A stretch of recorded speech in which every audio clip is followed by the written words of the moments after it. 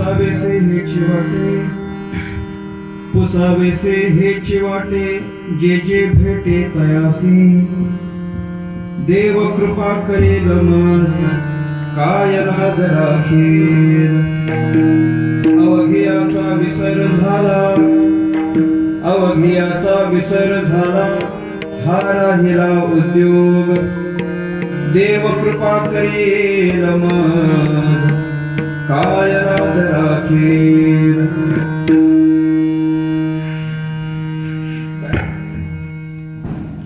तुका म्हणे चिंता वाटे, तुका म्हणे चिंता वाटे, कोण भेटे सांगेसा, देव कृपा करेल मज, काय लाज राखेल. समचरण सरोजम सांद्रनीलांबुदाभम, जघनहित पाणिं मंडनं मंडनानां, तरुण तुलसीमाला कंदरं कंजनेत्रं, सदय धवलहासं विठ्ठलं चिन्तयामि. पांडुरंगा करो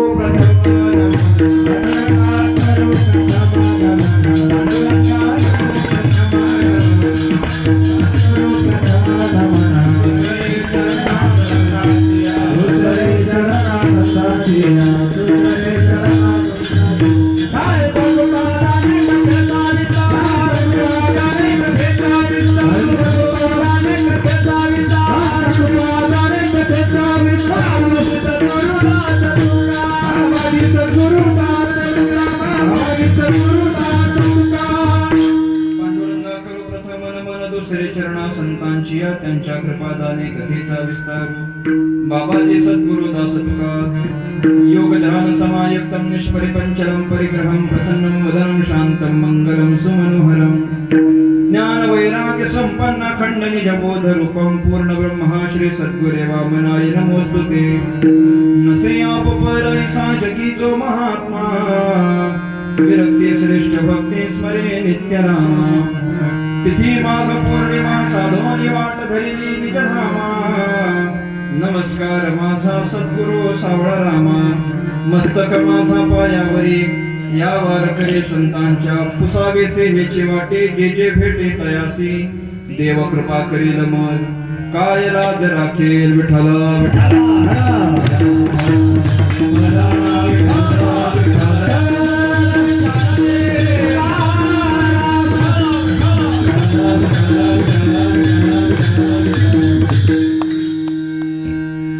महाराष्ट्राचा आराध्य दैवत राजाधिराज भगवान श्री पांडुरंग परमात्मा, कैवल्य साम्राज्य चक्रवर्ती विश्वसंत महावैष्णव ज्ञानराज माऊली, स्वानंद सुखनिवासी प्रातस्मरणीय ब्रह्मलीन सद्गुरु वामन बाबा, सद्गुरु सावरम बाबा महाराज आदी करून सगळीच संत महात्मा मंडळी, माझ्या समोर उपस्थित माझ्यापेक्षा ज्ञानाने वयाने अनुभवाने ज्येष्ठ श्रेष्ठ कीर्तनकार प्रवचनकार वर्ग, उपस्थित मातृभगिनी वर्ग, श्रोता वर्ग, गुणीजन गायक वादक आदी करून कलाकार वर्ग, तुम्हा सर्वांच्या चरणी साष्टांग प्रणिपात करून परमात्म्याच्या संकीर्तनाला आरंभ. विठ्ठल विठ्ठल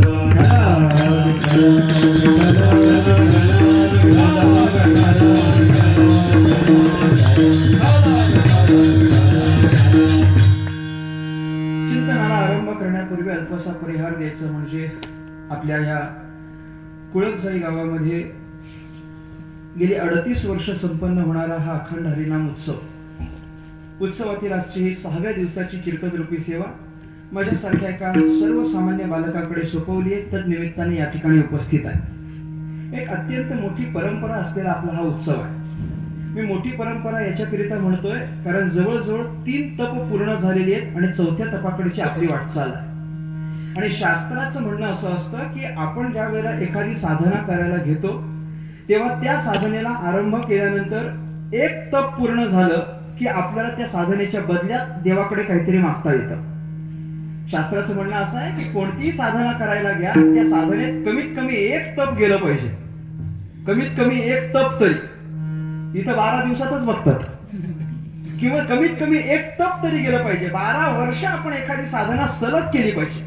आणि सलग 12 वर्ष एखादी साधना केली की त्याचं फळ आपल्याला दिसायला लागतं म्हणा, किंवा त्याच्या फळाच्या प्रित्यर्थ आपण देवाकडे काहीतरी मागू शकतो एक तपाच्या पूर्तीनंतर. मग एका तपाच्या पूर्तीनंतर जर मागण्याचा अधिकार आपल्याकडे येत असेल तर आपली किती झाली? 3 तपाची पूर्ती झाली आहे म्हटल्यानंतर आमच्याकडे भगवान परमात्म्याकडे जाऊन काहीतरी अपेक्षा करण्याचा नक्कीच अधिकार आहे. त्याच्यामुळे एक विशेष अधिकारावर असलेला आपला हा उत्सव आहे आणि या उत्सवातील आजची ही 6व्या दिवसाची सेवा आहे.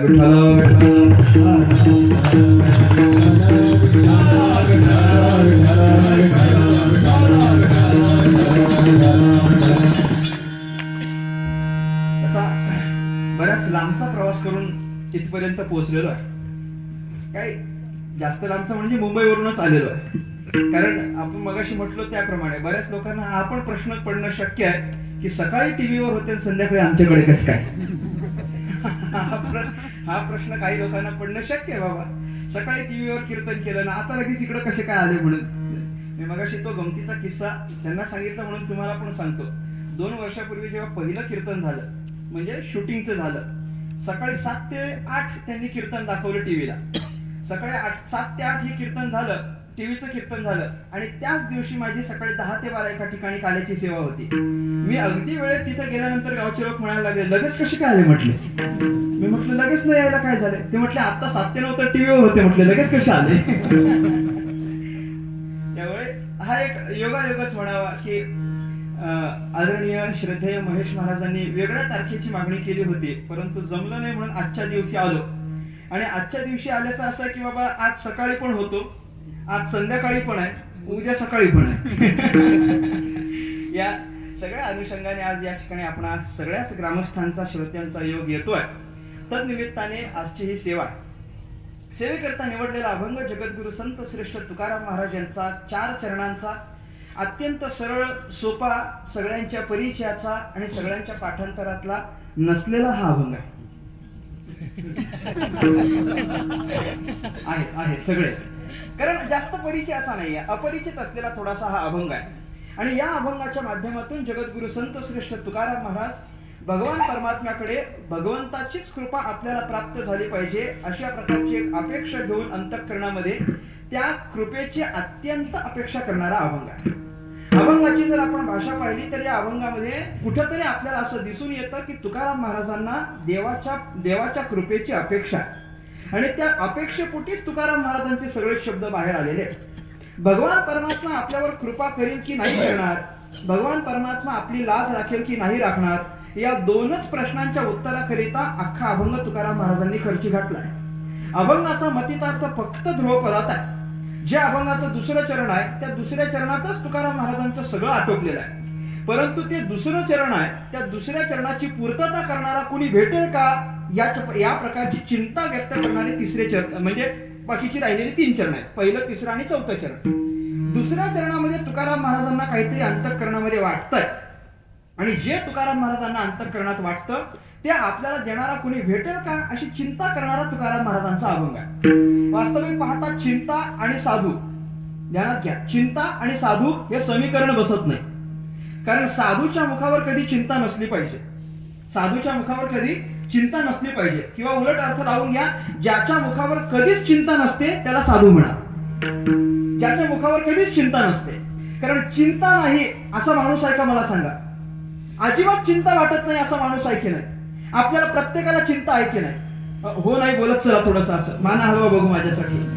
आपल्याला प्रत्येकाला चिंता आहे की नाही, कसली ना कसली तरी चिंता आहे की नाही. तुम्ही आता कीर्तनात बसलात, कीर्तनात बसल्यानंतर चिंता आहे की नाही, कसली चिंता आहे बोला प्रत्येकाला. आता किती आपण नाही म्हटलं ना तरी एका गोष्टीची चिंता असते, हे महाराज 11ला सोडतील ना याची चिंता असते ना. काही लोकांना त्याची चिंता पडलेली असते. चिंता नाही असा कोणीच मनुष्य नाही, प्रत्येकाला चिंता आहे. पण जो संत आहे, जो महात्मा आहे, जो साधू आहे त्याच्या चेहऱ्यावर कधीच चिंता पाहायला मिळत नाही. किंबहुना ज्याच्या चेहऱ्यावर आपल्याला कधीच चिंता पाहायला मिळत नाही आणि जो सदा प्रसन्न असतो त्याला संत म्हणा अशी जगद्गुरु शंकराचार्यांनी संताची केलेली व्याख्या आहे.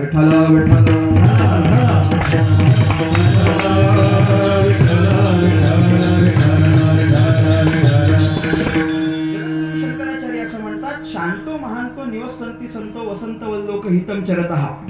जगद्गुरु शंकराचार्यांनी संतांची व्याख्या अशी केलेली आहे, शांतो महांतो निवसंती संतो. ज्याच्या ठिकाणी शांतता आणि ज्याच्या ठिकाणी महानता निवास करते त्याला आपण संत म्हणायचं. पण पुढे अजून एक त्यांनी चांगलं विशेषण घातलेलं आहे, वसंत वल्लोक हितम चरतः. ज्याप्रमाणे वसंत ऋतू आला की वसंत ऋतू आल्यानंतर संपूर्ण पृथ्वी प्रसन्न झालेली पाहायला मिळते की नाही सांगा. वसंत ऋतू आला की पृथ्वीला प्रसन्न होण्याकरिता सांगावं लागतं का बोला? सांगावं लागत नाही. ज्याप्रमाणे वसंत ऋतू आल्यानंतर पृथ्वीला प्रसन्न होण्याकरिता सांगावं लागत नाही, त्याप्रमाणे एखादा महात्मा दिसल्यानंतर आपल्या अंतःकरणाला जर प्रसन्नता होत असेल तर समजावं समोरचा दिसलेला साधू आहे. अगदी सोपी व्याख्या जगद्गुरु शंकराचार्यांनी केलेली आहे. जास्त काही अवघड नाही. संताला ओळखण्याकरिता काय अंतररंग बहिरंग बघायची काहीच गरज नाही म्हटले. ज्याला पाहिल्यानंतर आपल्याला बरं वाटतं त्याला म्हणायचं साधू.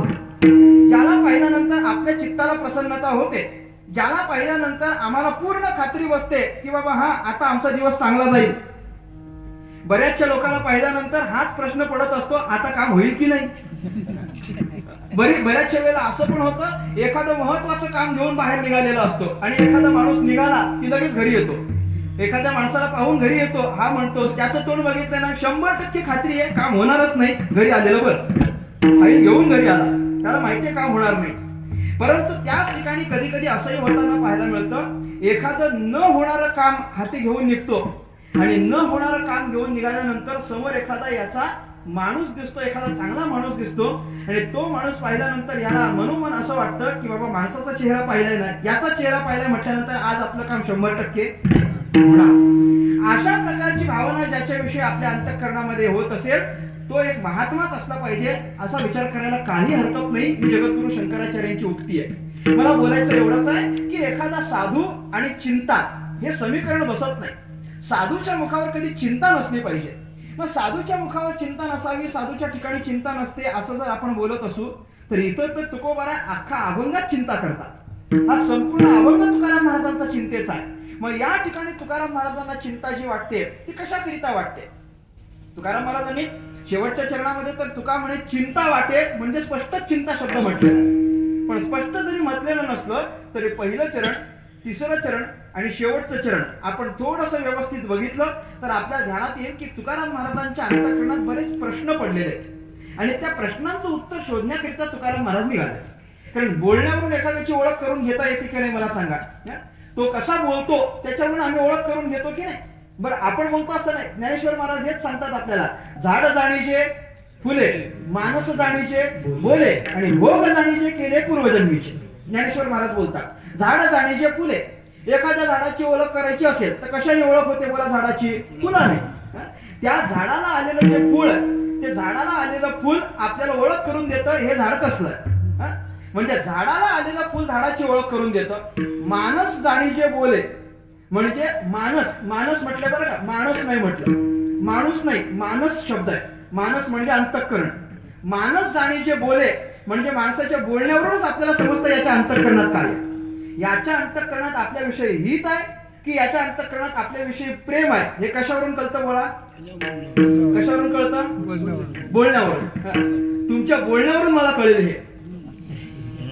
मानस जाणीचे बोले बोलण्यावरून कळत असतं. ज्ञानोबा पुढे फार गोड बोलले, भोग जाणीचे केले पूर्वजन्मीचे. म्हणजे आत्ता तो जे काही भोग भोगतोय त्याच्यावरून आपल्याला ध्यानात घेता येतं हे पूर्वजन्मी कोण असलं पाहिजे.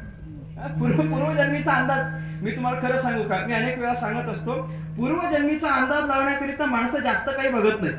वरवर जो काही दिसतो ना त्याच्यावरून पण अंदाज लावून घेतात हा पूर्वजन्मी कोण असला पाहिजे.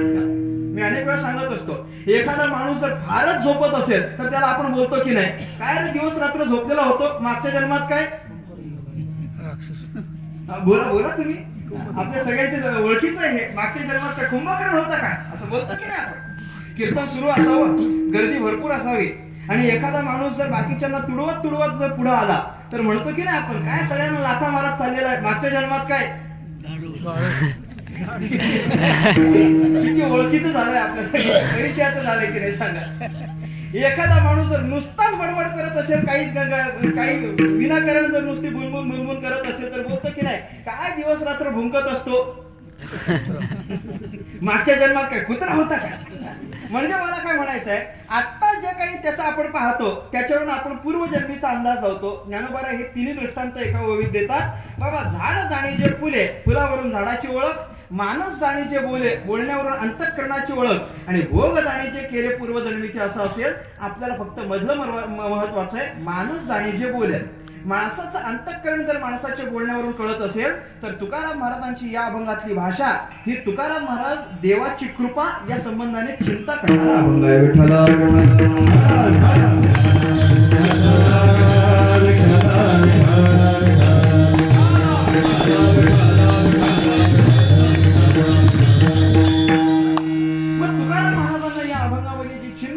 कसली चिंता आहे? तुकाराम महाराजांना या अभंगामध्ये चिंता आहे ती म्हणजे देवाच्या कृपेची. देव कृपा करील मज, भगवान परमात्मा माझ्यावर कृपा करील की देव माझ्यावर कृपा करणार नाही याची चिंता तुकाराम महाराजांना पडलेली आहे. आणि त्याच्या उत्तराकरिता तुकाराम महाराज आता बाहेर पडले. बाहेर पडलेले तुकोबारा विचार करतात, देव कृपा करील का, देव कृपा करील का, देव कृपा करील का. मग काय एवढी तुकाराम महाराजांना गरज पडली की भगवान परमात्म्याच्या कृपेची अपेक्षा तुकाराम महाराजांनी करावी? का बरं तुकाराम महाराजांना देवाची कृपा पाहिजे? म्हणजे देवाच्या कृपेमध्ये असं नेमकं आहे काय की ज्याच्यामुळे तुकाराम महाराज ही इच्छा करायला लागले? बरं, काही लोकांनी तुकाराम महाराजांना असं म्हटलं की तुकोबारा, याच्या पूर्वी कधी तुमच्यावर देवाची कृपा झाली आहे का? याच्या पूर्वी तुमच्यावर कधी देवाची कृपा झाली आहे का? तुकोबारा म्हटले नाही, झाली असती तर परत कशाला विचारलं असतं? म्हटले नाही, अजूनपर्यंत तरी झालेली नाही. बरं, असं काय विचारतात? बाकीचे लोक म्हटल्यावर तुमच्यावर जर कधी देवाची कृपा झालेली नाही तर मग देवाच्या कृपेची अपेक्षा कशी करता? हे याच्याकरिता म्हणतो कारण ज्याची माणसाला अपेक्षा असते त्याचा काहीतरी अनुभव असला पाहिजे, हा नियम आहे. काहीतरी अनुभव असल्याशिवाय माणूस अपेक्षा करत नाही की नाही. जेवायला बसलो, पंक्तीमध्ये जेवायला बसलो आणि एखादी भाजी जर परत वाढा असं सांगत असेल तर त्याचा अर्थ काय होतो बोला? अगोदर खाऊन त्याला कळलेलं आहे की बाबा ही भाजी चांगली आहे. 2-3 भाज्या आहेत पण तो सगळ्या भाज्या मागत नाही, तो तीच भाजी मागतो कारण त्याला माहिती आहे की बाबा ती भाजी कशी आहे, चांगली आहे, म्हणून तो परत मागतो. म्हणजे अगोदर खाल्ल्याचा काही लोक असं पण काही लोकांना म्हणतो ना, घ्या घ्या अजून थोडं घ्या, तो म्हणतो नाही आधी हेच संपवतो मग परत घेतो, मग परत ठरवतो. म्हणजे अगोदर पाहतो बाबा यातलं आपल्याला काय जमतंय, काय जमत नाही, काय आवडतंय, काय आवडत नाही, काहीतरी अनुभव घेण्याचा विचार करतो. आणि तो अनुभव त्याच्या हाताशी असला की मग एखाद्या गोष्टीचा चांगला अनुभव आल्यानंतर परत ती गोष्ट मला पाहिजे पाहिजे पाहिजे असं बोलत असतो. याचा अर्थ काहीतरी अनुभव असला पाहिजे आणि मग अनुभवाच्या नंतर जर अपेक्षा असा नियम असेल तर तुकोबारा तुम्हाला देवाच्या कृपेचा अनुभव असला पाहिजे. म्हणूनच तुकाराम महाराज तुम्ही देवाच्या कृपेची अपेक्षा करायला लागले इथे. तुकोबारा म्हणतात तसं नाही. मला तर आतापर्यंत अनुभव नाही पण झालंय असं म्हटले. ध्यानात घ्या, मला आतापर्यंत अनुभव नाही परंतु झालं असं की आतापर्यंत मी ज्यांच्यामध्ये होतो त्यांनी जे काही सांगितलंय त्यांच्या माध्यमातून जे काही श्रवण झालंय त्या श्रवणाच्यामुळे मला असं वाटायला लागलंय की देवाने माझ्यावर कृपा केली पाहिजे. काही गोष्टीचा अनुभवच असला पाहिजे असं काही नाही, सांगून पण चालतं. मला सोपं उदाहरण सगळ्यांच्या ओळखीचं देतो. भगवान श्रीकृष्ण परमात्म्याचा आणि रुक्मिणीचा विवाह झाला, बरोबर? आपल्या सगळ्यांना माहिती आहे की नाही? देवाचा आणि रुक्मिणीचा विवाह झाला. त्या रुक्मिणीचा आणि देवाचा विवाह होण्याच्या वेळी त्याच्या अगोदर रुक्मिणी मातेने अंतःकरणामध्ये ठरवून घेतलं होतं की भगवान श्रीकृष्णच मला माझा नवरा म्हणून पाहिजे. कशावरून ठरवून घेतलं होतं मला सांगा? तिने तोपर्यंत देवाला पाहिलं नव्हतं बरं का. जोपर्यंत लग्नाकरिता म्हणजे त्या रुक्मिणीच्या स्वयंवराकरिता भगवान श्रीकृष्ण येत नाही तोपर्यंत भगवंताला रुक्मिणी मातेने पाहिलं नव्हतं. तरी देवच मला माझा नवरा पाहिजे असं रुक्मिणी मातेने ठरवलं. कशावरून? रुक्मिणी माता म्हणते आतापर्यंत अनेकांनी त्या देवाचे गुण, त्या देवाचं रूप याचं वर्णन माझ्या डोळ्यासमोर केलंय. ते वर्णन ऐकून ते मला आता एवढं आवडलंय की मला असं वाटतं की श्रीकृष्णच मला माझा नवरा म्हणून पाहिजे. म्हणजे काय झालं? इथं देवाचा अनुभव नाही पण ऐकून रुक्मिणी मातेनं ठरवलं की मला हाच नवरा पाहिजे.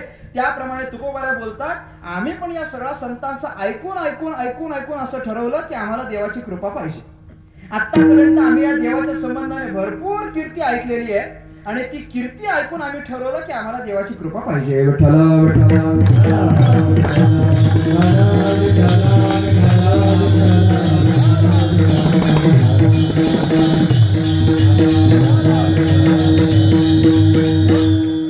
तुकाराम महाराज स्वतः बोलतात की त्याची भरपूर थोरवी आहे, त्याची भरपूर कीर्ती आहे, ती ऐकून आम्ही तुम्हाला सांगतो. अनंत हे थोरी गरजता ती पवाडे, अनंत हे थोरी गरजता ती पवाडे, अनंत हे थोरी गरजता ती पवाडे, अनंत हे थोरी गरजता ती पवाडे.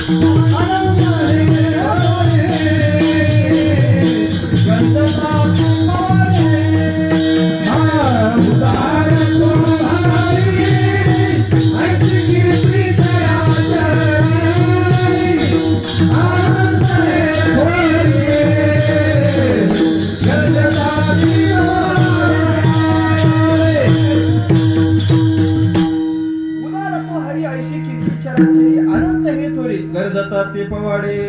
बाबा हे आम्ही ऐकून आहोत किंवा ऐकून या कीर्ती संतांच्या वदनी तुकाराम महाराज बोलतात. संतांच्या मुखातून आम्ही ही कीर्ती ऐकली बाबा. देवाची काहीतरी कीर्ती आम्ही आतापर्यंत ऐकून आलेलो आहोत आणि ऐकण्यावरून आम्ही हे ठरवलेलं आहे. संत आम्हाला आतापर्यंत जे सांगत होते ते आम्ही नीट ऐकलं, आम्ही त्याचं श्रवण केलंय आणि चांगलं श्रवण केल्या कारणाने आता आम्हाला देवाची कृपा होईल का असं वाटायला लागलं. बरोबर की नाही? ऐकून पण असं वाटत असतं की नाही? आम्ही अनेकांच्या मुखातून ऐकत असतो की बाबा हा तसा आहे तो तसा आहे, त्याच्यावरून आम्ही ठरवतो. असं जर असेल तुकोबाराय बोलतात आम्ही हेच केलं. बैसता संतांची संगती कळो आले कमळापती, माझे कोणी सनवती निश्चय चित्ती दृढ झाला. तुकोबाराय बोलतात हे आम्हाला कळलं कुठे म्हटले? बैसता संतांची संगती, संतांच्या संगतीमध्ये बसलो आणि म्हणून आम्हाला हे सगळं कळून आलंय. देवा त्याच्या प्रित्यर्थ आम्ही सगळं ऐकलंय. देवाची जी काही कीर्ती असेल, आता कीर्ती म्हणजे काय आणि कुठली कीर्ती याचं वर्णन करायची काही गरजच नाही. आता इथं देवाची किती कीर्ती आहे, देवाच्या रूपाची किती कीर्ती, देवाच्या गुणांची किती कीर्ती, देवाच्या कृपावंताची किती कीर्ती, करुणेची किती कीर्ती, दयेची किती कीर्ती, भरपूर आहे, पुष्कळ आहे, भरपूर सांगता येईल. परंतु त्याची आवश्यकता नाही. कीर्ती ऐकली एवढं मात्र खरं आहे, ऐकली मात्र एवढं खरं आहे. ऐकूनच झालं की नाही? मला सांगा आपल्या सगळ्यांच्या अंतःकरणामध्ये ज्यांच्याविषयी एक अत्यंत अशी निष्ठा आहे, आपल्या संपूर्ण महाराष्ट्राचे स्वराज्याचे संस्थापक म्हणून आपण ज्यांच्याकडे पाहतो आणि आपला एकमेव जाणता राजा छत्रपती शिवाजी महाराज तुकाराम महाराजांपर्यंत पोहोचले. कशामुळे मला सांगा? तुम्ही थोडासा इतिहास वाचून पहा. छत्रपती शिवाजी महाराज पण तुकाराम महाराजांपर्यंत पोहोचले ते याच कारणाने पोहोचले होते की तुकोबारायांची कीर्ती भरपूर पसरली आणि राजाने विचार केला की बाबा धर्माचं कार्य करणारे असे कोण आपल्या राज्यामध्ये संत मंडळी आहेत, त्यांची जाऊन भेट घ्यावी.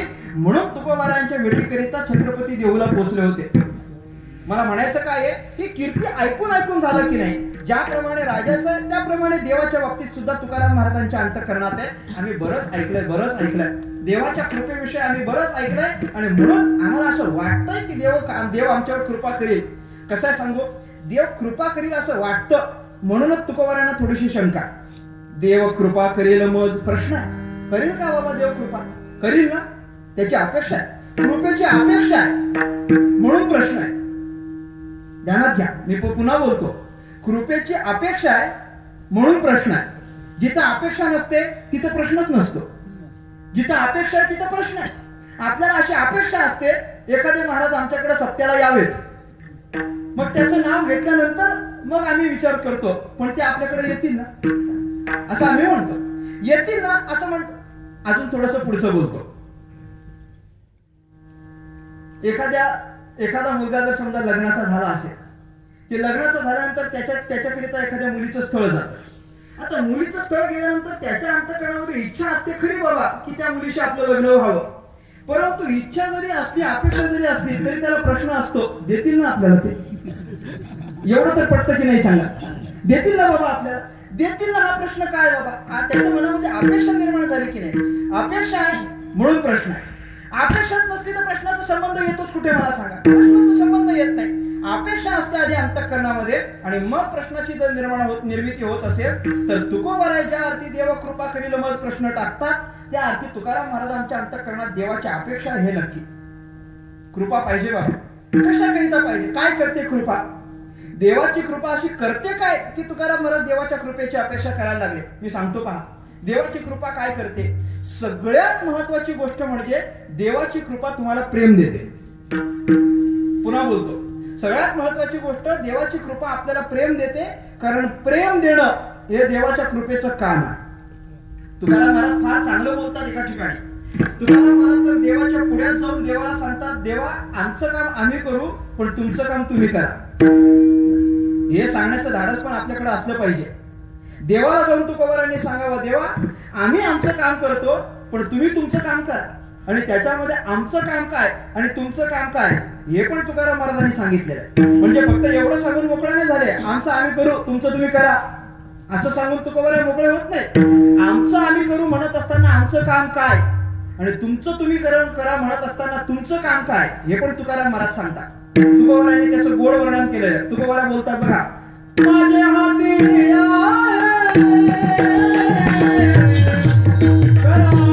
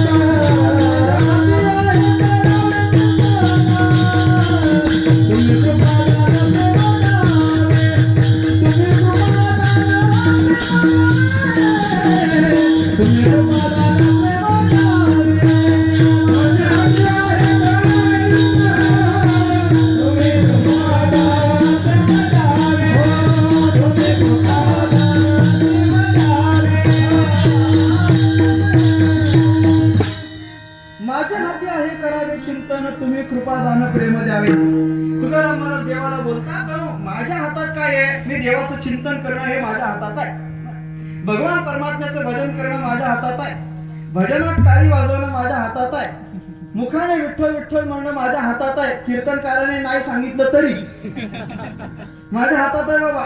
तुम्ही काय टाळी वाजवायची नाही वाजवायची माझ्या, म्हणजे कीर्तनकाराने सांगितलं तरी आणि कीर्तनकाराने काय सांगितलं तरी टाळी वाजवणं माझ्या हातात आहे. चिंतन करणं माझ्या हातात आहे. म्हणजे भजन करणं हे माझं काम आहे, चिंतन करणं हे माझं काम असेल तर तुकोबारा म्हणतात तुम्ही कृपादान प्रेम द्यावे. कृपादान प्रेम तुम्ही द्यावे. देवा हे तुमचं कार्य आहे, तुम्ही मला प्रेम द्या. कारण प्रेम हे भगवान प्रेम देवाचे हे देणे, देह भाव जाय जेणे. भगवान परमात्म्याचं कारण काम काय आहे, प्रेम देणं. आणि भगवान परमात्मा प्रेम देतो. भगवान परमात्मा प्रेम देतो किंबहुना भगवान परमात्म्याची कृपा प्रेम देते. ध्यानात घ्या, भगवंत प्रेम देतो म्हणजे काय, भगवंताची कृपा प्रेम देते किंबहुना त्याची कृपा प्रेम पुरवते. म्हणूनच तर अंतःकरणामध्ये प्रेमाचा झरा फुटतो. अन्यथा काय कारण आहे मला सांगा. इतरत्र बरं आमच्या अंतःकरणामध्ये प्रेम जास्त आहे की द्वेष जास्त आहे, काय वाटतं तुम्हाला? खरं खरं बोला बरं आता सगळे जण आपण, म्हणजे माझ्या सहित सगळेच आपण सगळेच, काय तुम्ही काय मी काय वेगळे नाही. आपल्या अंतःकरणामध्ये एखाद्याविषयी प्रेम जास्त म्हणता की द्वेष जास्त म्हणता? द्वेषच जास्त आहे. माणसाच्या अंतःकरणामध्ये प्रेम कमी आहे. आणि प्रेम कमी, प्रेम सदैव आपल्या अंतःकरणात सदैव प्रेम येत नाही. कधी कधीच येतं, कधी कधीच येतं. आणि कधी कधीच येणारी गोष्ट जास्त नसते, ती थोडी असते. ध्यानात घ्या, बघा विचार करून बघा. जी गोष्ट नेहमी येते ती गोष्ट जास्त नसते आणि जी गोष्ट कधी कधीच येते ती गोष्ट थोडी असते. नेहमी येते ती पुष्कळ असते. आता नेहमी घ्या, अर्थ कुठं लावायचं तिथं लावून घ्या. पण जी गोष्ट नेहमीच ऐकायला मिळते ती पुष्कळ असते. पण जी गोष्ट क्वचितच कधीतरी मिळते ती थोडी असते. किंबहुना थोडी थोडी यायला लागली की आपण समजायचं हे कमी आहे. अजून सोपं करून सांगू, जेवायला बसलो आणि एखादी भाजी जर थोडी थोडीच वाढली जात असेल ना, माणसाने समजून घ्यायचं ही भाजी कमी आहे, कमी आहे. परत मागायची नसते ती, परत मागायची नसते. नाही नाही, खरंय खरंय सांगतो मी, हे पुन्हा मागायचं नसतं. आपल्याला कळलं पाहिजे की बाबा ह्या गृहिणी कमी का वाढतात, कारण ती कमी असली पाहिजे. पुन्हा मागायची नाही, कारण पुन्हा मागितल्यानंतर त्यांना नाही म्हणावं लागतं. याचा आपण विचार करावा. त्यांना नाही म्हणायला नाही लागलं पाहिजे, आपण समजून घ्यावं. किंवा आज जर चमच्याचा आणि त्या टोपशीचा जास्तच आवाज व्हायला लागला, आपण समजायचं हे संपलंय. त्यांनी जरी आपल्याला विचारलं काही पाहिजे का, आपण पाहिजे असलं तरी म्हणायचं काही नको, झालं बाबा. त्यांना नाही म्हणायला नाही लावायचं. हा सोपस्कार आहे, हे आपण पाळलं पाहिजे. तर काय म्हणायचंय, जी गोष्ट थोडी असते ती कमी असते, जी गोष्ट पुष्कळ असते तिचा काही विचार करण्याची गरज नाही. ज्या अर्थी आपल्या अंतःकरणामध्ये प्रेम कधी कधीच निर्माण होतं, त्या अर्थी माणसाकडे प्रेम कमी आहे, द्वेष भरपूर आहे. मग कमी असलेलं हे जे प्रेम आहे ते देवाने द्यावं लागतं. देवाने दिल्याशिवाय अंतःकरणामध्ये प्रेमाचा झरा येत नाही आपल्या. मी सांगत आलोय, भगवान परमात्मा आपल्याला प्रेम देतो किंवा त्याची कृपा आपल्याला प्रेम देते. चला, मी मानतो ज्ञानोबारांची ओवी तुमची नसेल पाठ, मी मानतो तुकाराम महाराजांचं प्रमाणही तुमचं पाठ नसेल, अन्य काही संतांची प्रमाण पाठ नसतील. गणपतीची आरती पाठ आहे का? नक्की पाठ आहे का? त्याच्यामध्येच उत्तर, लांब जायचंच नाही. देवाची कृपा तेच सगळं काही आपल्याला देते. सुख करता, दुःख हरता, वार्ता विघ्नाची, नुरवी पूर्वी प्रेम कृपा दयाची. संपला विषय. इथं तुम्ही लावून घ्या. तुमच्या परिचयाचे म्हणून सांगितलंय, तो आपल्या सगळ्यांच्या ओळखीचं आहे की नाही.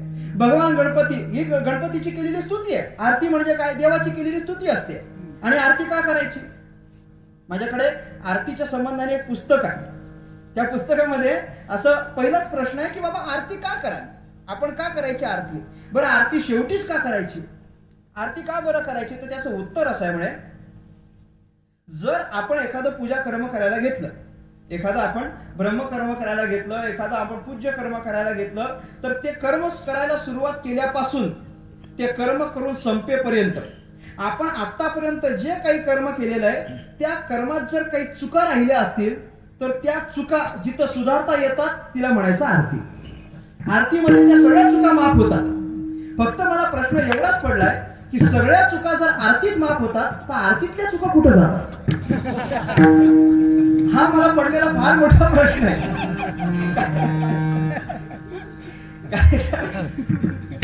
फार चुका असतात आरतीमध्ये. मी चुका करायला आलो नाही, कृपा करू, पण तरी योग्य ते म्हटलं पाहिजे हे तेवढंच खरंय. सुख करता दुःख करता, आता दुःख करता कसं असेल मला सांगा. सुख करता आणि दुःख हरताय. दुःख हरण करणारा आणि सुख करता म्हणजे सुख देणारा. सुख करता दुःख हरता वार्ता विघ्नाची नुरवी. तो नुरवी आहे ना शब्द अलीकडे घ्यायचा अर्थाकरिता. दुःख करता सुख करता दुःख हरता अजून काय करतो, वार्ता विघ्नाची नुरवी. नुरवी म्हणजे न उरवी, म्हणजे जो आपल्याकरिता विघ्नाची वार्ता उरून ठेवत नाही, ती कानावर सुद्धा आपल्या पडू देत नाही. आणि शेवटी काय करतो, पूर्वी प्रेम कृपा जयाची. जयाची शब्द अलीकडे घ्या. पूर्वी प्रेम जयाची कृपा. जयाची कृपा प्रेम पूर्वी, वार्ता विघ्नाची नुरवी, दुःख हरता आणि सुख करता, म्हणून जय देव जय देव जय मंगल. असा अर्थ आहे त्या आरतीचा. आपण फार कधी मला पूर्ण खात्री आहे आरतीचा असा विचार आपण कधीच केला नसेल. कारण आरती फक्त आपण शेवटीच म्हणतो, पण ते सगळ्या अर्थ असे छान आहेत, त्याचा आपण कधीतरी विचार केला पाहिजे. मी एवढ्याकरिता सांगितलं, जयाची कृपा प्रेमपूर्वी असं जर असेल तर भगवान गणेश काय आणि भगवान विठ्ठल काय याच्यामध्ये काय अंतर नाहीये, ते सगळे एकच आहे. म्हणून भगवान परमात्म्याची कृपा आपल्याला प्रेम देत असते. मग प्रेम देते ना, म्हणून तुकाराम महाराज कृपेचा विचार करतात, कृपेची अपेक्षा करतात. पहिलं कारण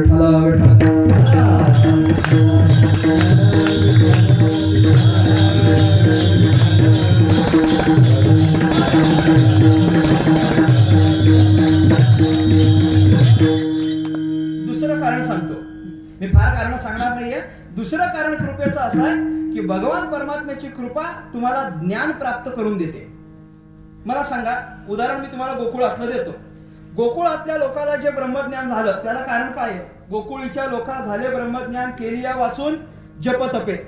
तुकाराम महाराज बोलतात बालक्रीडेमध्ये की बाबा काय आहे, त्या गोकुळातल्या लोकांना ब्रह्मज्ञान झालं. आता गोकुळातले लोक ब्रह्मज्ञानी होते किंवा ब्रह्मज्ञानी होण्याच्या पात्रतेच्या होते असा विचार केला तर चालेल का बरं? त्यांचं वर्णन तुकोबारांनीच केलं, गवळीयाची ताक पिरे कोण पोरे चांगलीती वगैरे.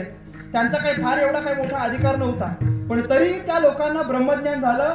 बरं, ब्रह्मज्ञान नुसतं झालं नाही, केलिया वाचून जप तपे. कुठल्याही प्रकारचं जप, कुठल्याही प्रकारचं तप न करता गोकुळातल्या लोकांना ब्रह्मज्ञान झालं. कारण सांगा बरं मला. मला नाही वाटत तुम्हाला कारण माहिती नाही. गोकुळातल्या लोकांना कुठलीच साधना न करता ब्रह्मज्ञान झालं. का बरं? कारण त्यांच्या संगतीमध्ये देव होता. भगवान परमात्म्याने त्यांच्यावर कृपा केली आणि देवाच्या कृपेने त्या गोकुळातल्या लोकांना ब्रह्मज्ञान झालं. मग देवाच्या कृपेने जर गोकुळातल्या लोकांना ब्रह्मज्ञान होत आहे तर आम्हाला काय होणार नाही का? बोला, होणं शक्य आहे. म्हणून त्या ज्ञानाकरिता तरी भगवान परमात्म्याची कृपा पाहिजे.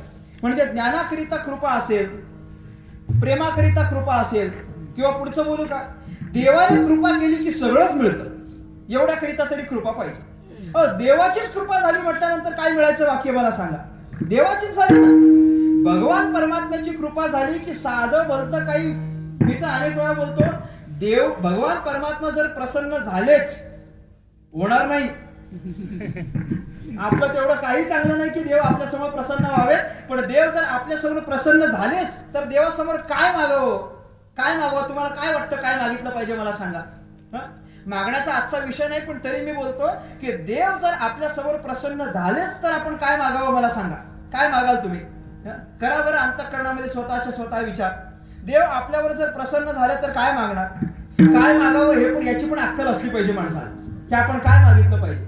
जुने कीर्तनकार गमतीने सांगायचे, एक माणसाला राजा प्रसन्न झाला. राजा म्हटला की मी राजा आहे या संपूर्ण नगरीचा, तुझ्यावर प्रसन्न आहे, काय मागायचं ते माग. आता राजा प्रसन्न झाला म्हटल्यानंतर काय मागावं याला कळलं पाहिजे की नाही? हा म्हटलं, राजेसाहेब तुम्ही प्रसन्न असाल आणि देणार असाल ना तर बघा माझ्याकडे तंबाखू आहे, तिला लावायला तेवढा चुना नाही, जमला तर देता का म्हटले. काय उपयोग आहे मला सांगा याचा? प्रसन्न कोण झालाय? बोला बोला, माझा मतितार्थ ध्यानात घ्या, विनोद ध्यानात घेऊ नका.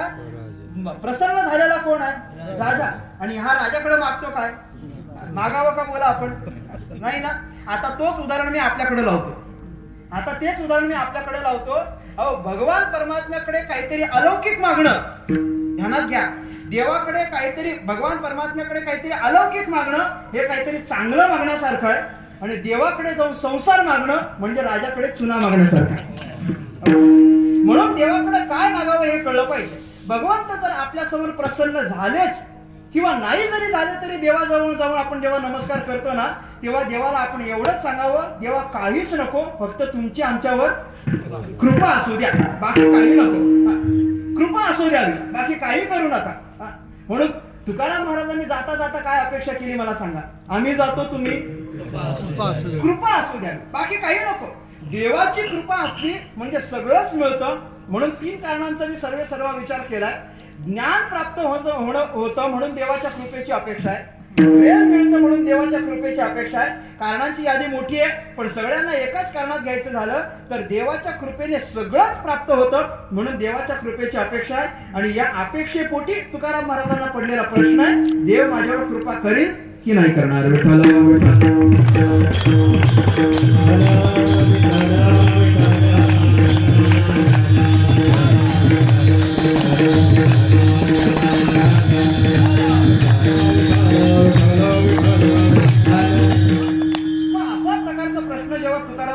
पडला तेव्हा आता याचं उत्तर शोधण्याकरिता निघालेले तुकोबा. उत्तर शोधण्याकरिता निघाले, पण विचारण्याचा जेव्हा प्रश्न आला तेव्हा तुकोबारांना प्रश्न पडला की आता विचारावं कुणाला. विचारायचं काय आहे, देव कृपा करील की नाही. पण देव कृपा करील की नाही असा विचारण्याचा प्रसंग आला तेव्हा तुकोबारा प्रश्नात पडले की बाबा आपण कुणाला विचारावं देवाच्या कृपेच्या संबंधाने. आणि तुकाराम महाराजांनी सर्वतोपरी विचार करून झाल्यानंतर ठरवलं, माझ्या डोळ्यासमोर जो कोणी येईल त्याला आपण एकच प्रश्न करावा. म्हणून जो समोर आला त्याला तुकाराम महाराजांनी एकच प्रश्न केला. ती प्रश्नाची भूमिका तुकोबारा सांगतात. अभंगाचं पहिलं चरण.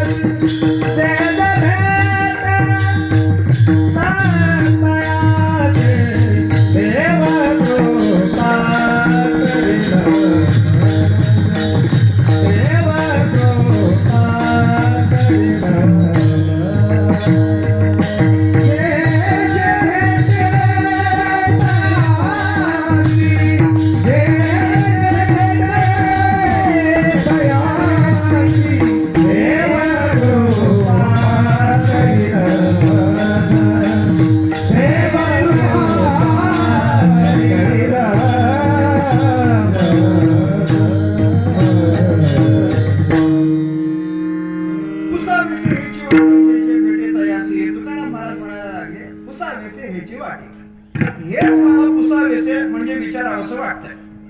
जे भेटे तयासी कुणी भेटू बाबा आपण हेच विचारावं. देव कृपा करील मज काय लाज राखेल हेच विचारत जावं. पण विचारावं कुणाला हे तुकाराम महाराजांना कळावं की नाही मला सांगा. कारण समोर येणारा काही सारखा असेल असं नाही. कुणाला विचारावं मला सांगा. आम्ही आता येता रस्ता विचारत आलो. आता माणसाच्या चेहऱ्याकडे बघूनच आम्हाला ठरवता येतं हा पत्ता सांगेल की नाही. खरं सांगतो, इकडं आपल्या इकडं तरी बरं आहे. आमच्या इकडे मुंबईत फार अवघड होतं. म्हणजे आता मुंबईमध्ये नेमकं मुंबईतला कोण आणि बाहेरचा कोण तेच कळेना झालं. काहीच कळत नाही. पण तरी पण मुंबईमध्ये जर समजा आम्ही गेलो रस्ता चुकलो ना, की रस्ता चुकल्यानंतर एखाद्याला विचारायचं आता बरेचसे परप्रांतीयच भरलेले आहेत.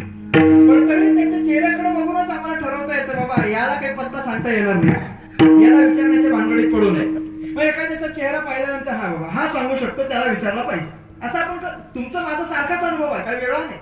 इकडे पण तसंच आहे. एखाद्या माणसाकडे पाहिल्यानंतर आम्ही ठरवतो बाबा हा हुशार असला पाहिजे त्याला आपण विचारावं. मला सांगा, आपल्यासारखा सर्वसामान्य माणूस जर एखाद्याचं तोंड बघून ठरवत असेल की हा पत्ता सांगू शकेल की नाही, हा आपल्याला उत्तर सांगू शकेल सांगू शकणार नाही, असं जर आपण निर्णय करू शकतो, तुकोबारायांनी का केला नाही? तुकोबाराय का असं म्हणतात जे जे भेटत आहे असे? कुणी का भेटे ना, कुणी भेटला तरी त्याला एकच प्रश्न. बरं, तुकाराम महाराज जो प्रश्न करतात तो काही सामान्य नाही. देव माझ्यावर कृपा करील की नाही असा सर्वोच्च प्रश्न आहे. बरं, हा प्रश्न कुणाला पण करून जमणार नाही, कारण तुकाराम महाराजांच्या समोर येणारा वर्ग काही एकसारखा नाही, वेगवेगळ्या प्रकारचा आहे. कुणीतरी तुकाराम महाराजांच्या समोर येणारा बौद्ध आहे, कुणीतरी तुकाराम महाराजांच्या समोर येणारा मुक्त आहे, आणि कुणीतरी तुकाराम महाराजांच्या समोर येणारा मुमुक्षु आहे. तीन वर्ग मी तुमच्या डोळ्यासमोर ठेवतो. तुकाराम महाराजांना प्रश्नाचे उत्तर देण्याकरिता किंवा जो कोणी समोर आहे तो एकतर बद्ध असेल, तो एकतर मुमुक्षु असेल, किंवा मग तो मुक्त असेल. 3 लोक आहेत. मग याच्यातले नेमकं उत्तर तुकाराम महाराजांना द्यावं कुणी? कारण बद्ध माणसाला विचारून जमणार नाही. बद्ध माणसाला याच्याशी काही घेणं देणं नसतं. बद्ध माणसाला देव धर्म भक्ती पूजन याच्याशी काही घेणं देणं नसतं, त्याला काही नसतं. त्याचं फक्त एवढंच असतं, सकाळी उठायचं, कामावर जायचं, दुपारचा डबा खायचा, संध्याकाळी घरी यायचं, परत जेवायचं, असलं कीर्तन तर कीर्तनात जायचं, कीर्तन न ऐकता झोपायचं.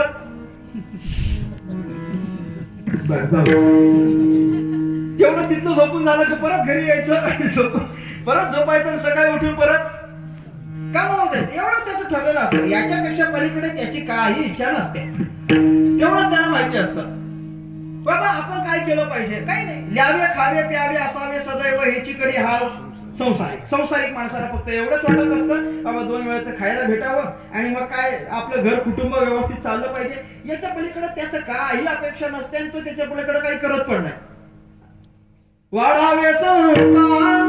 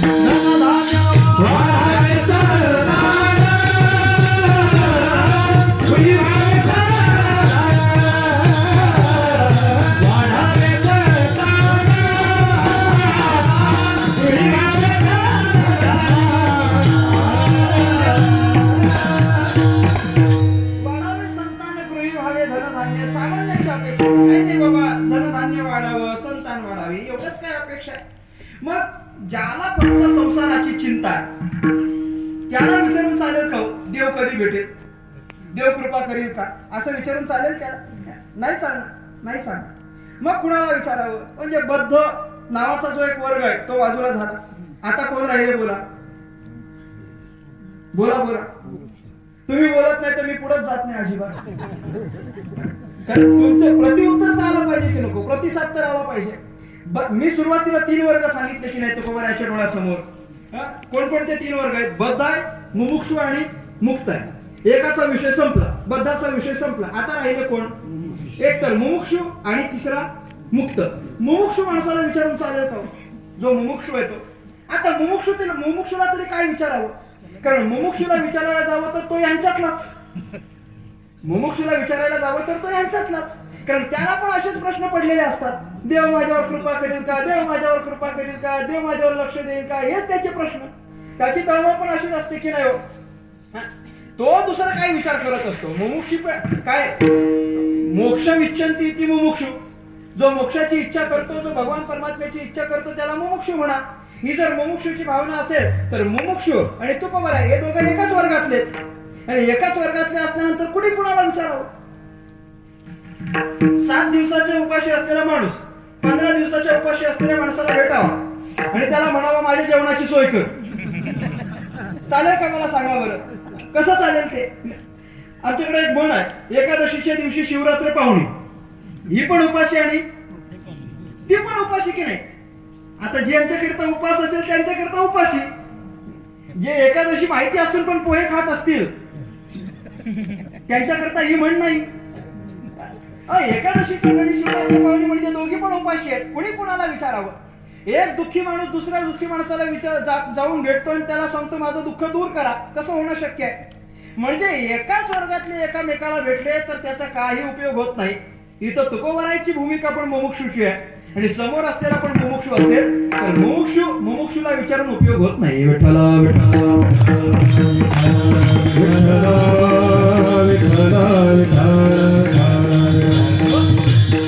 तुकाराम महाराज त्या मुमुक्षुचा प्रश्न बोलतात की नाही. कैने उद्धार पावेना, कैने उद्धार पावेना,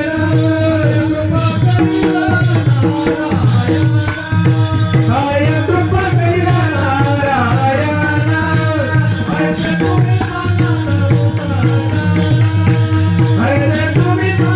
सगळ्यांना, करा समाधान,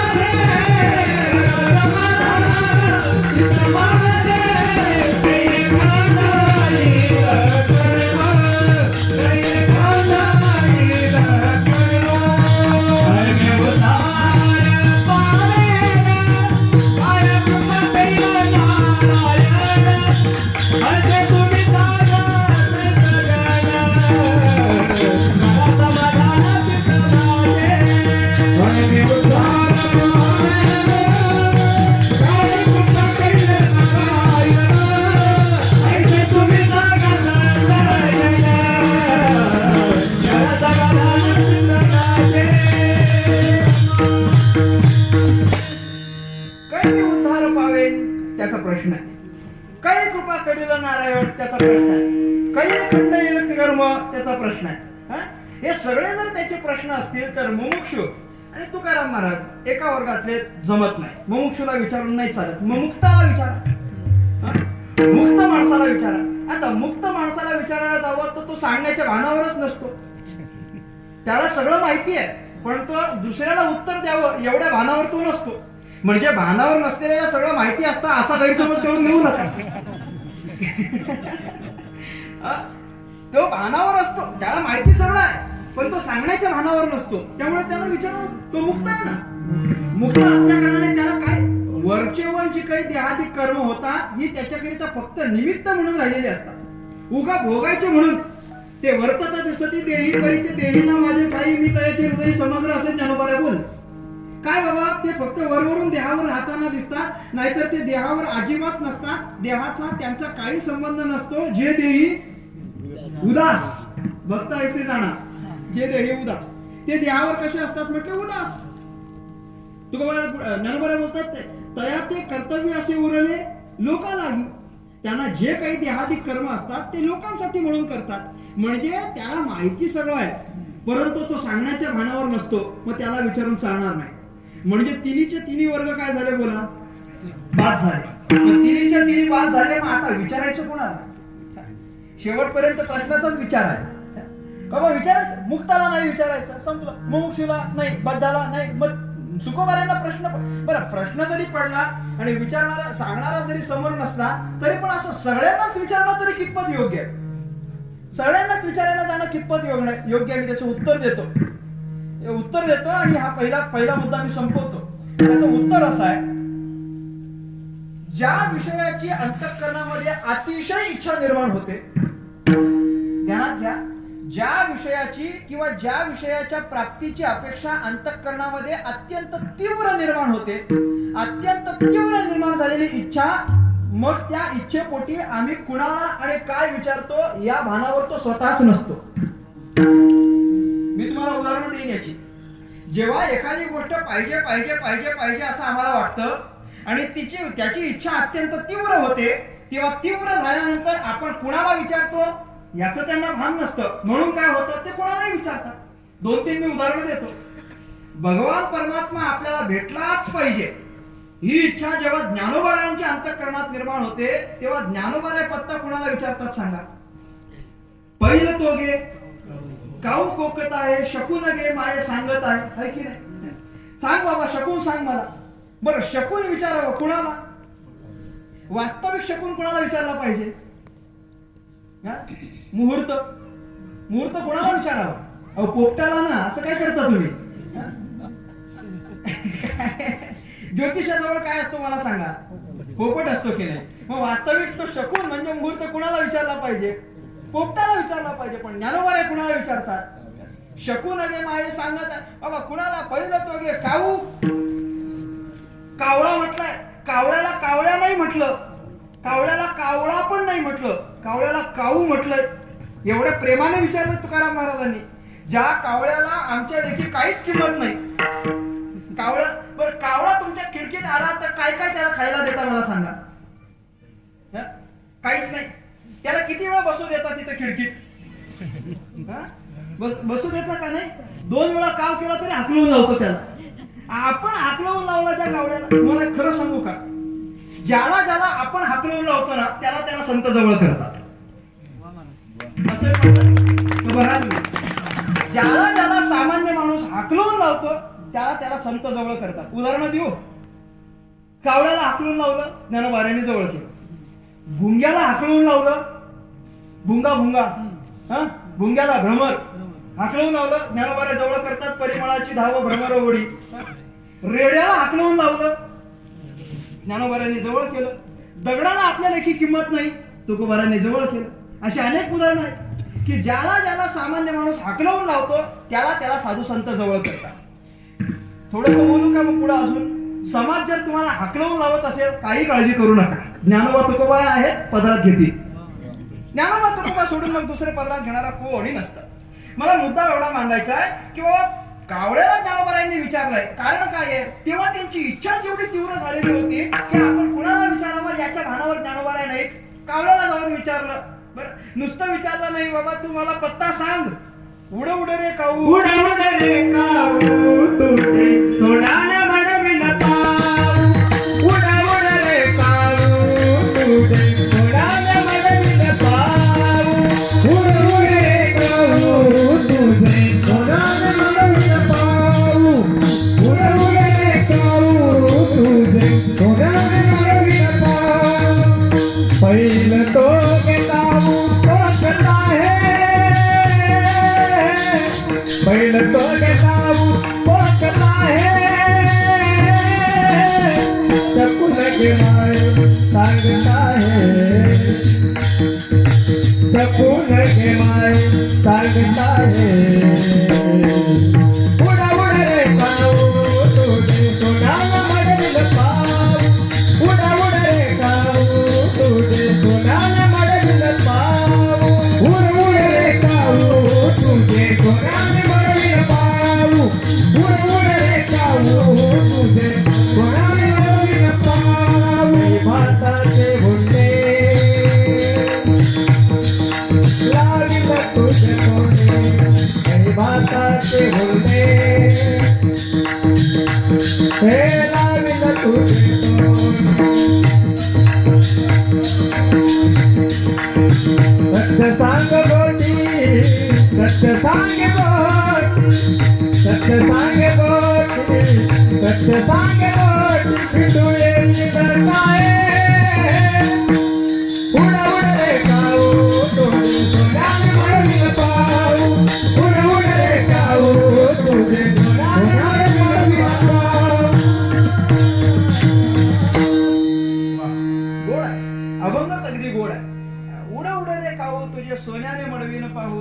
बाबा उड उड बाबा उडलास. बरं, ज्ञानोबारांनी आमिष काही साधनही दाखवलं. ज्ञानोबारांनी आमिष कसलं दाखवलंय? तुझे सोन्याने मडवीन पाहू. पाहू म्हणजे पाय.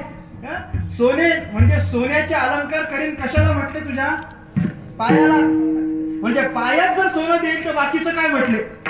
कौमुदीकडे आहे ना, घ्या लावून. दही भाताची उंडी लावीन तुझे तोंडी. इथं तुला कोणी खरकट द्यायला तयार नाही. मी म्हणे तुला दही भाताची उंडी देतो, सांग. पण सांगायला काय सांगितलंय? सत्य सांग गोठी विठो येईल काही. आता विठो येईल काही म्हणजे भगवान परमात्मा येईल का, हा प्रश्न काय कावळ्याच्या लायकीचा आहे का? नाही. परंतु तरीही अंतःकरणामध्ये निर्माण झालेली इच्छा एवढी तीव्र आहे की ज्ञानोबा कावळ्याला विचारतात. पहिलं उदाहरण. दुसरं उदाहरण घ्या प्रभू रामचंद्रांचं. आता सगळे एका एका वाक्यात उदाहरण देतो. तर प्रभू रामचंद्रांचं उदाहरण घ्या. ज्या वेळेला सीतामाईला रावण घेऊन गेला, तिचं हरण करून घेऊन गेला. तर तिचं हरण करून घेऊन गेल्यानंतर इथं प्रभू रामचंद्रांना विचार पडला, बाबा सीता कुठं गेली. आणि त्याच्यानंतर प्रभू रामचंद्र जेव्हा सीतेच्या शोधाला निघाले ना, तेव्हा वनामध्ये प्रभू रामचंद्र जो भेटेल त्याला तेच विचारायचे, माझी सीता पाहिली का. कुणाला विचारायचे म्हणे? वृक्षांना विचारायचे, फुलांना विचारायचे, वेलींना विचारायचे. आता मला सांगा, झाडं पत्ता सांगणार आहेत काय प्रभू रामांना सीता कुठे गेली? का फुलं सांगणार आहेत, का वेली सांगणार आहेत? ते सांगणार आहेत की नाही, पण तरीही इच्छा एवढी झाली की त्याच्या पोटी विचारावं म्हणून विचारलं. भगवान श्रीकृष्ण परमात्म्याच्या बाललीलेमध्ये पण असंच आहे म्हणे. एकदा भगवान श्रीकृष्ण कुठेतरी गुप्त झाले आणि यशोदेला जेव्हा कृष्ण आपल्या आजूबाजूला दिसला नाही, तेव्हा यशोदेने पण असं सगळ्यांना कोणाला पण विचारायची सुरुवात केली, देव कृष्ण बघितला का, कृष्ण बघितला का, कृष्ण बघितला का. किंवा मीराबाईचं पण असंच आहे. मीराबाईच्या पण चरित्रामध्ये असं आहे, जेव्हा देव दिसले नाही तेव्हा त्यांनी विचारायला सुरुवात केली, बाबा देव कुठं पाहिला का, देव कुठं पाहिला का.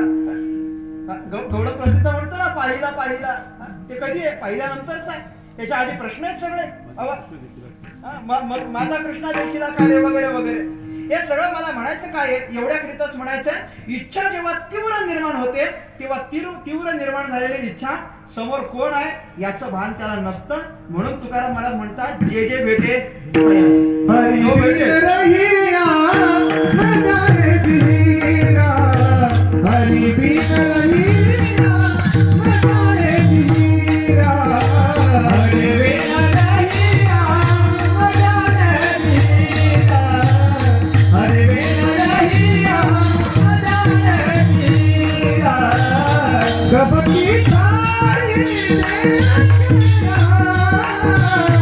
कबकी खाड़ी देखते रहा, क्या मेरे लाल तुझी भई, क्या मेरे लाल तुझी भई, क्या मेरे लाल तुझे भाई, क्या मेरे लाल तुझी भई.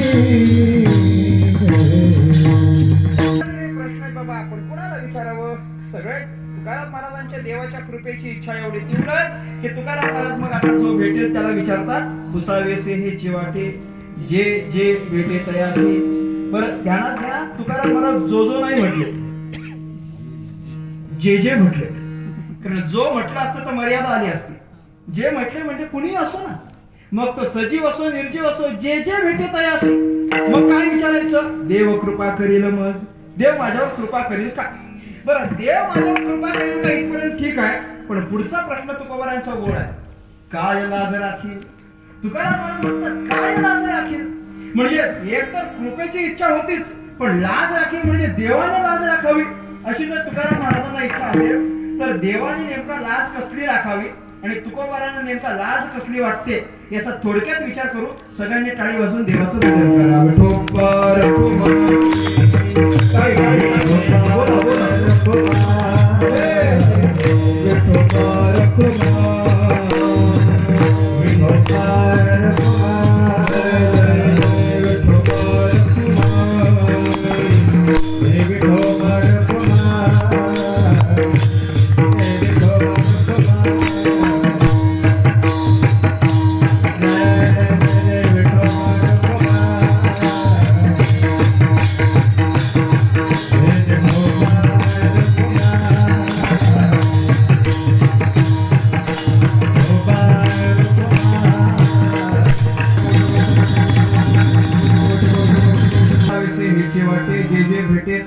देव कृपा करील, मग काय लाज राखील.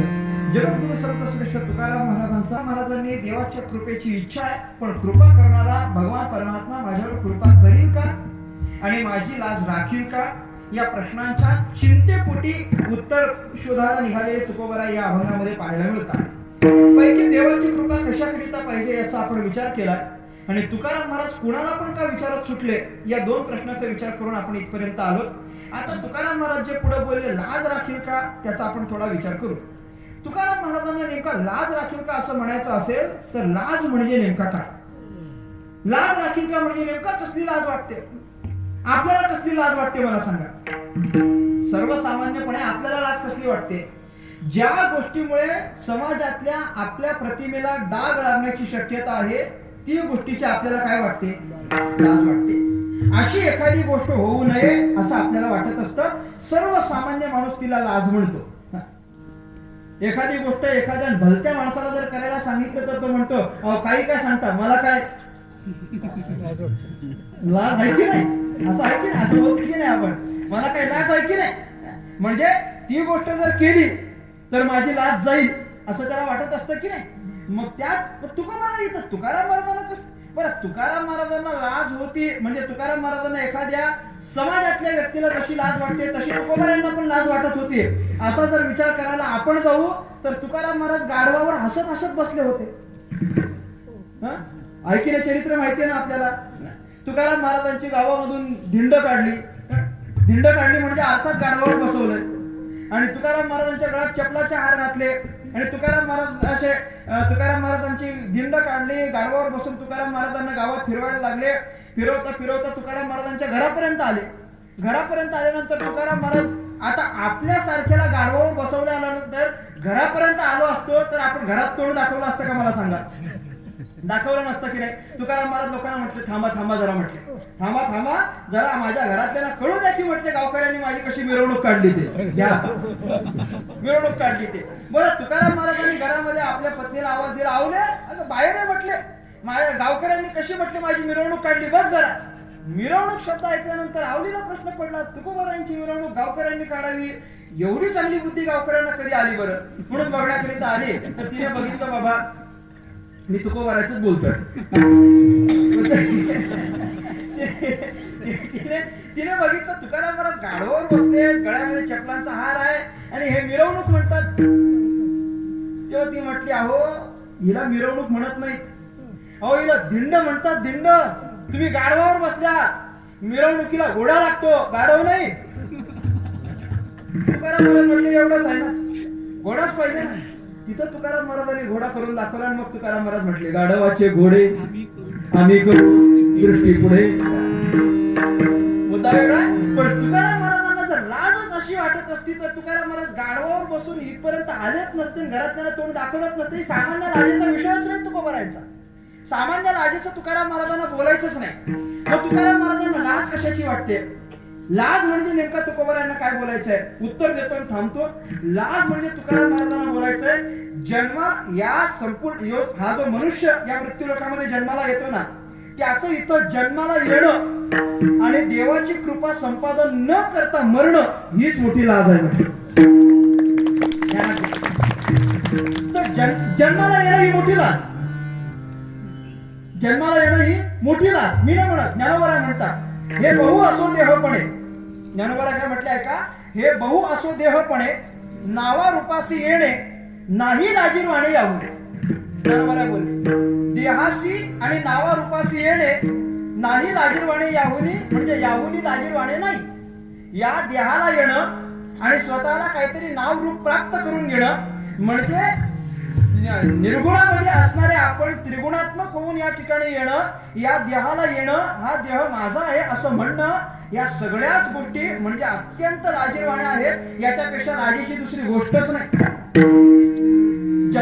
नुसतं जन्माला येणं असं नाही, जन्माला येणं आणि देवाची कृपा संपादन न करता मरणं हे मोठी लाज आहे म्हटलं. म्हणून तर देव कृपा करेल का मग हे तुकाराम महाराजांचा प्रश्न आहे की नाही. इथं जन्माला आल्यानंतर मला सांगा, शेवटचं सांगतो, जन्माला आल्यानंतर देवाची कृपा प्राप्त व्हावी याच्याकरिता माणसाने काहीतरी केलं पाहिजे की नाही. काहीतरी केलं पाहिजे की नाही. म्हणजे देवाला बरं वाटावं असं काहीतरी केलं पाहिजे की नाही. आम्ही नुसता नमस्कार करतो, तो पण जाता जाता गाडीवर जाता नुसताच नमस्कार. मला अजून याचा अर्थ नाही कळला. माहिती असेल कोणाला तर सांगा बाबा याचा अर्थ काय होतो. म्हणजे हा कुठल्या पद्धतीचा नमस्कार. पण तरी एवढासा नमस्कार करून आम्ही बऱ्याचशा इच्छा देवापुढे प्रकट करतो. काहीतरी देवाने आपल्याला ज्याच्याकरिता पाठवलंय ते कर. सांगू का, ज्याच्याकरिता आपल्याला पाठवलंय ते न करताच जाणं म्हणजे लाजिरवाणच आहे की नाही. इथं ज्या कामाकरिता आलोय ते काम करून गेलं पाहिजे की नाही मला सांगा. अजून पुढचं बोलतो, ज्या कामाकरिता आलोय ते काम वेळेत करून गेलं पाहिजे की नाही. म्हणजे माझ्याकडे लावा पाहिजे तर ज्या कामाकरिता आलोय ते काम वेळेत करून गेलं पाहिजे की नाही. वेळेतच केलं पाहिजे, कारण आमच्याकडे वेळ मर्यादित आहे. म्हणजे आता त्याच्याकडे नका जाऊ, आपल्याकडे सगळ्यांकडेच वेळ किती आहे बोला, मर्यादित आहे. तुमचं काय माझं काय, आपल्या सगळ्यांच्या हातामध्ये किती वेळ आहे मला सांगा. सांगा सांगा, देवाने आपल्याला किती वर्षाची वेळ दिली. अल्पायुष्य मानवी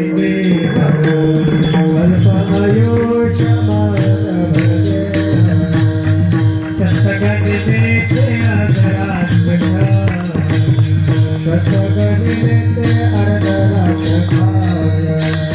मध्ये बालत्व किनारोग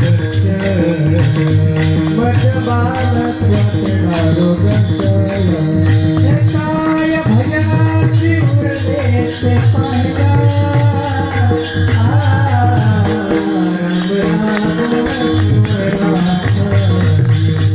राम राम राम काय भजनाची उरले ते पाहिला.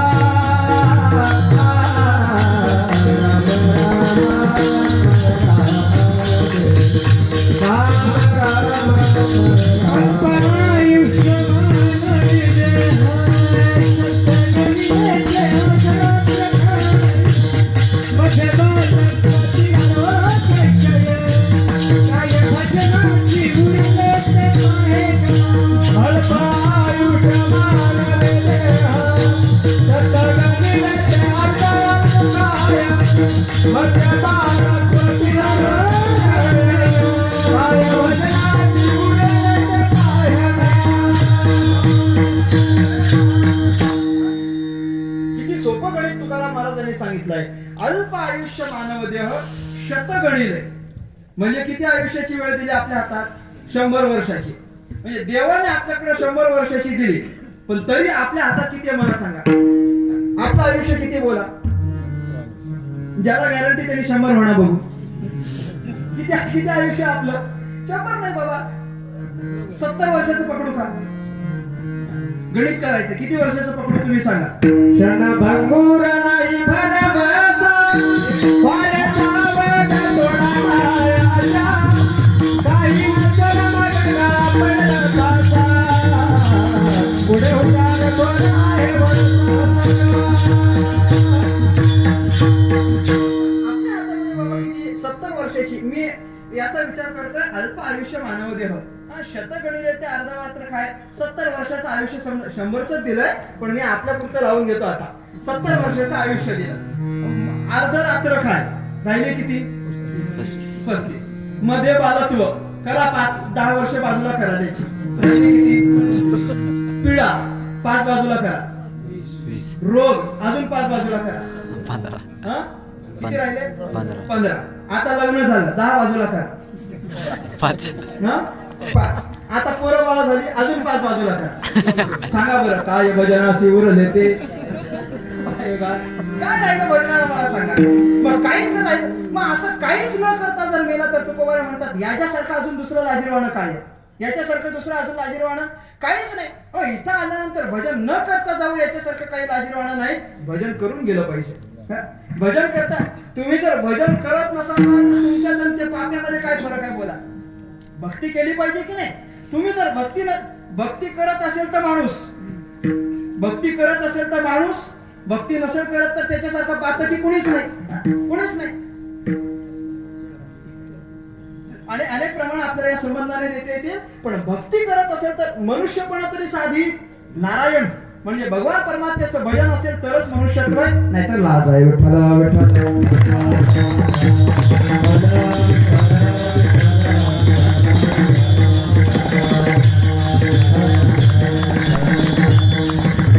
असं लक्षण असेल तर मग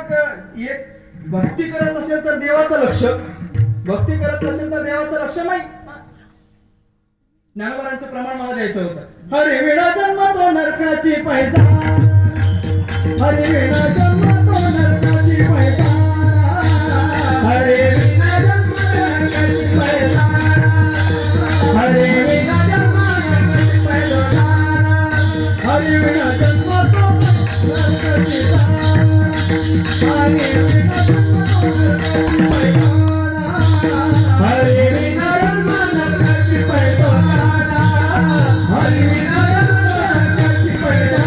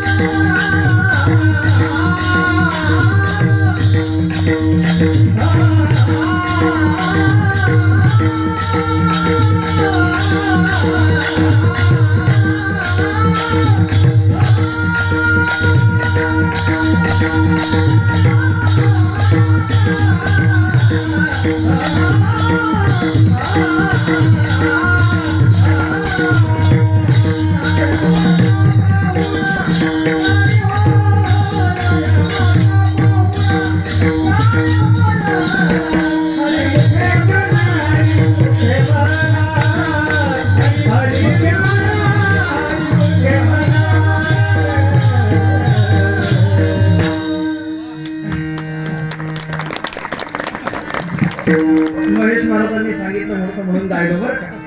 आणि तसं पण हे नाही गायलं तुम्ही कीर्तनच संपवत नाही. माझा अत्यंत प्रिय राग आहे यमन राग, माझा अत्यंत प्रिय, आणि तो गायला की मग मी कीर्तन संपवतो. म्हणजे आता तुम्ही समजून जा. देवाचं भजन असेल तर भक्त, नसेल तर पातकी. देवाचं भजन असेल तर भगवंताचं लक्ष, देवाचं भजन नसेल तर देवाचा पाहुणा. देवाचं भजन केलं तर देवाचा पाहुणा, आणि देवाचं भजन नाही केलं तर यमाचा पाहुणा. पाहुणा फिक्स आहे, व्हायचं कोणाचं तुम्ही ठरवा. यमाचा पाहुणा काही होत, मग यमात काही न करता जर यमाचे पाहुणे जर तुम्ही होत असाल तर याच्यासारखं लाजीरवाणं दुसरं काही नाही. याला तुकोबारा क्या बात, गोड तुम्ही वाजवता हार्मोनियम, आणि असं वाजवू नका फार, नाही तुम्ही सोडणार नाही. तुकोबारा याला लाज म्हणतात. बरं, आणि ही लाज कशी आहे? ही लाज स्वतःच्या सामर्थ्याने सांभाळता येत नाही. ही लाज स्वतःच्या सामर्थ्याने सांभाळता येत नाही, म्हणून तुकोबारा देवाकडून ती लाज राखली पाहिजे अशी अपेक्षा आहे. पण आणि मग ही लाज राखण्याकरिता पर्याय काय आहे? ही लाज राखण्याकरिता पर्याय आहे देवाची कृपा. म्हणूनच तुकोबारा म्हणतात, देव कृपा करील मज काय, लाज राखील असं पण करता येईल. काय पुढे घ्या, देव कृपा करील मज काय, काय देव मज कृपा करील, इथं प्रश्नचिन्ह त्या. आणि कृपा करील म्हणून लाज राखील का, म्हणजे देवाने कृपा केली तर लाज राखली समजावं, आणि देवाने कृपा नाही केली तर लाज नाही राखली समजावं, असं होईल. म्हणून मग देवाच्या कृपेची तुकोबारांना अपेक्षा आहे. आणि या प्रश्नाकरिता तुकोबारा म्हणतात, बाबा आम्ही सगळं सोडलं, अवघियाचा विसर झाला, हा राहिला उद्योग, आम्ही सगळं सोडलं, आम्ही आता काही करत नाही. आमच्या जवळ फक्त एकच उद्योग आहे. काय उद्योग आहे? हेच बाबा पुसावेसे ह्याची वाटे जे जे भेटे तयासे, एवढा एकच उद्योग आम्हाला राहिलाय. पण तुकोबारा म्हणतात, नाही नाही बाबा, आता चिंता आहे. तुका म्हणे चिंता वाटे कोण भेटे सांगेसा. तुकाराम महाराज म्हणतात, आता मला चिंता की बाबा मला सांगेसा भेट, मला कुणी सांगे भेटेल की नाही असं तुकोबारा बोलत नाही. सांगे सा म्हणतात. सांगे सा म्हणजे काय? सांगण्याजोगा, चांगलं सांगणारा, योग्य सांगणारा, जे हवं ते सांगणारा असं कोणी भेटेल का मला? तुकोबाराय प्रश्न करायला लागले, चिंता करायला लागले तुकोबाराय. म्हणजे पहिल्या चरणापासून शेवटच्या चरणापर्यंत आतापर्यंत तुकाराम महाराजांचा प्रश्नच आहे, देव माझ्यावर कृपा करील का, देव माझी लाज राखील का. आता उत्तर, नुसत्याच प्रश्नाने तर कीर्तन संपवता येत नाही, उत्तर पण दिलं पाहिजे. मग नुसत्याच प्रश्नाने जर संपवायचा असेल तर अर्थच काय होईल याचा? मग देव माझी कृपा लाज राखील का, कृपा करील का, हाच प्रश्न तुकाराम महाराज बोलत राहिले का, फिरत राहिले का? मग याचं उत्तर काय द्यायचं? ध्यानात घ्या, तुकाराम महाराजांना अभंग संपला पण सांगणारा कोणी भेटला नाही. ध्यानात घ्या, अभंग संपला पण सांगणारा कुणीच भेटला नाही. मग सांगणारा जर कुणीच भेटला नसेल तर तुकोबारायचा प्रश्न प्रश्नच राहिला. याचा अर्थ देव तुकाराम महाराजांवर कृपा करणारच नाही असं होईल. अहो असं नाही, सांगणारा जरी कुणी नाही भेटला तरी तुकाराम महाराजांच्या अंतःकरणाची तळमळ जी आहे ना ती महत्वाची. तिन्ही चरणामध्ये तुकाराम महाराज जे प्रश्न करतात त्या प्रश्नाच्या माध्यमातून तुकाराम महाराजांची देवाच्या कृपेकरिताची असलेली जी तळमळ आहे ती व्यक्त होते. आणि भगवान परमात्मा प्रश्न बघत नाही, भगवान परमात्मा अंतःकरणात ती तळमळ पाहतो, अंतरीची घेतो जोडी, पाहे जोडी भावाची. आणि तेवढी अंतरातली तळमळ देवाने पाहिली की देवाने कृपा केली. ज्ञानेश्वर